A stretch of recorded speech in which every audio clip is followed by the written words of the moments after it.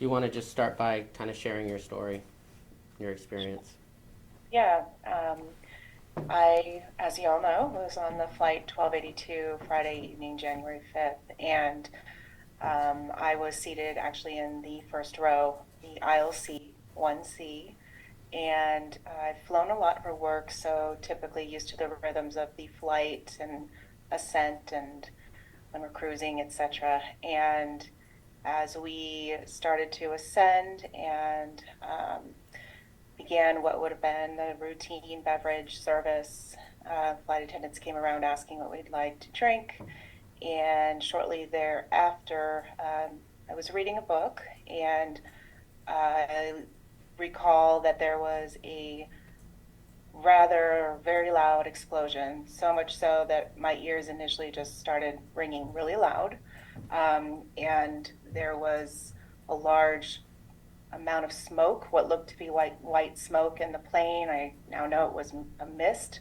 And then from there, I heard screaming and I heard crying. I saw the flight attendants struggling to close the cockpit door. And as I was looking through the aisle towards the cockpit, things began to fly into the air, papers, debris, some solid objects. It was pretty chaotic, so it's hard to say what these were. And then at the same time, I could feel that my phone and my coat, everything was being pulled backwards. And I also realized the masks had dropped.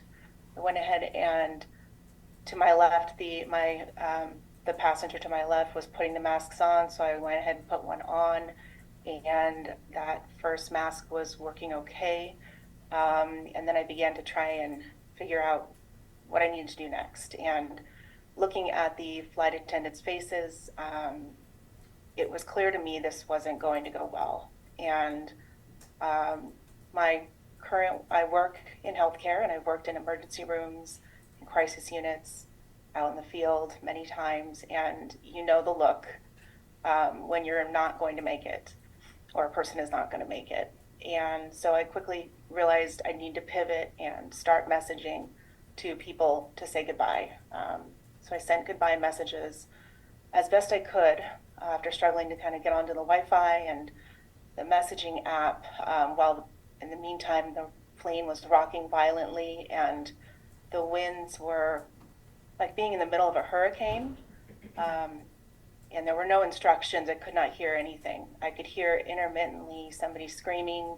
I think I heard somebody to my right was crying, and I heard a thud. And to be honest, my thought was, there's a part of the plane that's missing. We've hit something, and I didn't know if it was a wing, it was the tail, but the force pulling backwards was so strong. I knew that something big was open. Um, so I went to send messages and sent my son a message letting him know that he was and has been the best part of my life. Um, and he did respond back, thankfully. Unfortunately, during that time, my husband and a few other people I could not get through to, and I know that was one of my biggest thoughts was the grief that I wouldn't get to say goodbye. And so anyhow, once the explosion had happened, along with the wind, along with the smoke, along with the chaos and the debris in the air and screaming people and watching the flight attendants struggling to get the door closed in the cockpit and struggling to get into their own seat, um, I decided that this was when I would need to just come to terms with this being the end. Um, so the I'm sorry. So from there, we were descending really fast, and it wasn't a gentle descent. It did not feel like that at all. And you only have so much time. And I recall that as we were descending really fast, I looked to my left to the woman, and she was crying, and I could see we were both shaking, and things were flying all around us. And we didn't have any information as to what happened in the very front of the plane, as you can imagine. Couldn't see it, but could certainly feel something really big had happened in the rear of the plane or towards the back. And the time that I knew we were starting to land, didn't know if there was anything that was on fire, had no idea if even our landing would be safe. And once we landed, initially weren't even sure where we landed. And I wasn't sure if we were actually if we were in a safe at this point, because we didn't know if we were going to catch on fire, etc. It wasn't until the actual firefighters came on board to start tending to the people who had been injured and to take them off the plane that I realized, okay, we're safe. The firefighters wouldn't come on board if we were on fire. So that's my experience as far as on the plane. And from there, we did taxi towards the gate, and I was towards the front, so I got off the plane initially, and there was nobody there to greet us or say anything to us. There was no direction. So I walked over to a desk and I asked where to go, what to do, and they looked at me a bit confused and then pointed towards a customer service location. So went and spoke to an agent, and by the time I turned back around, the line behind me was 150 people deep, as you can imagine. And so from there, it was just a big blur, and I could not get my luggage back. I did not want to fly, of course, that evening.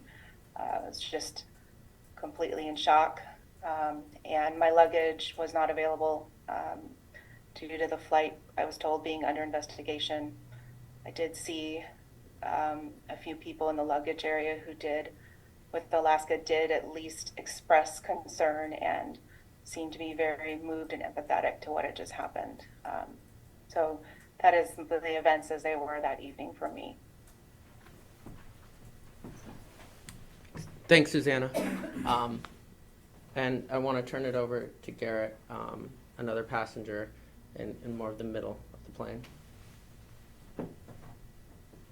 Hello. So yeah, I was in actually row 28, the aisle seat, and so for me, a little bit different in terms of so yeah, a quick little jump from Portland to Ontario, California. Put my head back, eyes are closed, and at that point, I kind of felt like I get a little rest. I remember the pilot stating that we had just crossed 10,000 feet. And as soon as the plane kind of, evened out, we'll go ahead and get the seatbelt signs off and the lights off and whatnot. And a couple minutes later, I hear this boom, and then like a gush of air, I look to my left, and part of the plane is gone. My first thing was it didn't make sense. My brain couldn't compute what I was looking at. It just did not make any sense. The fact that part of the plane was gone. Quickly after that, the oxygen masks had dropped. So I've got that to my face. I don't really feel the oxygen coming in. Now I'm waiting for what's going to happen. Was someone in that seat that was right by the opening? What else is going to fly out? And then after that, and we're talking like second to second, is this it? And like Miss Susanna was saying, I'm not prepared for this. I wasn't prepared to die on this flight. It was just going to be a quick flight getting back to Southern California. And so now that's the thought. My eyes are glued to that opening. And I'm just wondering what's going to happen next, and just thinking about the fact that this is it. I mean, this is it. I'm looking at a young man just right to my left, and I think he was 10 years old. His mom, who was right in front of me, reaches over, grabs his forearms. That was something, and yeah, you're just, again, it's so surreal. It just didn't my brain could not fathom the fact that there was part of the plane that was missing at that point. So, of course, I didn't expect any kind of message over the intercom because you couldn't hear anything except for just the wind rushing. My girlfriend Rosal was beside me, and we're kind of holding hands, and everyone's, back there is looking at that opening as far as wondering what's going to happen next. And then when it seemed like, okay, I feel like we're turning around, we hadn't been gone from Portland too long, so I figured we're going to land back at PDX. So I feel the descent, and now I'm thinking, okay, I'm not a pilot, but is that opening being, in that shape, is this going to change our landing? And sure enough, you feel the kind of, the plane do this kind of thing, teetering back and forth. Now I'm thinking, oh boy. So my girlfriend and I kind of interlocked arms there, and now I'm ready for whatever's going to happen when we come down, whatever crash is going to happen. You're looking right out. It's nighttime, so you can see the lights, out there, and you're looking right at it. I mean, this thing is what, 4 feet across and 6 feet tall, whatever it is. And thank goodness that we landed and landed safely. So whatever they had to do to kind of offset, that air coming in there, they did well with that. But yeah, I mean, even at this point, thinking about what happened, it just doesn't make sense that that part of the plane came off. My mind just could not grasp what was going on. So yeah, very, very, very wild.